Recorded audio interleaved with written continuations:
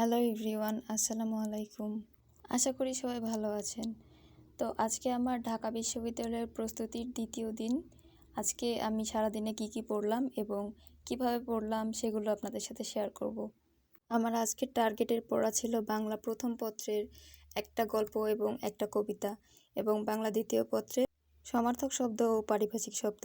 সাধারণ জ্ঞানের পড়া ছিল নদ নদী টপিক, পাহাড় পর্বত টপিক ও ভূপ্রকৃতি টপিক। সাথে ইংরেজির পড়া ছিল প্রোনাউন প্লাস অ্যাডজেক্টিভ, প্রিপোজিশন আর ভোকাবুলারি। আমি পড়া শুরু করছি 52 দিনগুলো গল্পটা দিয়ে। যদিও মনে হচ্ছিল গল্পটি আসবে না, তারপরও একবার দেখে নিলাম। তো এরপরে ফেব্রুয়ারি 1969 কবিতাটি পড়ে নিলাম মেন বই থেকে, এবং এরপরে আমি অভিযাত্রী বই থেকে পড়ে নিয়েছি এমসিকিউ সহকারে। তারপরে বাংলা দ্বিতীয় পত্রের 3টা সমার্থক শব্দ আকাশ, আগুন এবং উর্মি 3টি শব্দে পড়ে নিয়েছি। সাথে পারিভাষিক শব্দ পড়েছি ডি থেকে এফ পর্যন্ত, এবং এগুলো খাতায় লিখেছি যাতে করে আমার মনে রাখতে সহজ হয়।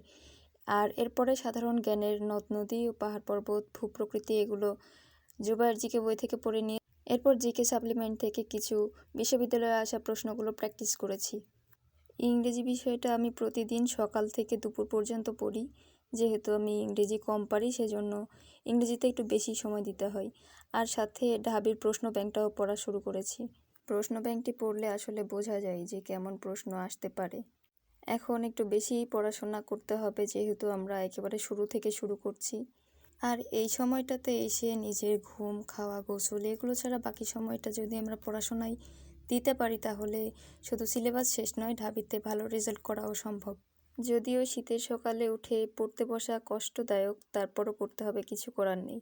হাতে খুব অল্প সময় আছে, তো যতটুকু পারা যায় পড়াশোনার চেষ্টা করতে হবে, ইভেন পড়তেও হবে। এখন থেকে প্রত্যেক 5 দিনে যদি আমরা একটি করে প্রশ্ন ব্যাংক শেষ করি, তাহলে ঢাবির পরীক্ষার আগে আমাদের বেশ কয়েকটি প্রশ্ন ব্যাংক শেষ হয়ে যাবে। শেষের এই কিছুদিন প্রত্যেকটা জিনিস, যেমন মোবাইল ফোন, আড্ডাবাজি, বন্ধুবান্ধব, সকল কিছু থেকে দূরে থাকছি এবং শুধু পড়াশোনাই করছি। তো পড়া শেষে আমি এখানে এসে ইংরেজি পড়াটা লিখছিলাম, যেটা ভিডিওর প্রথম ক্লিপে লেখা হয়েছিল না।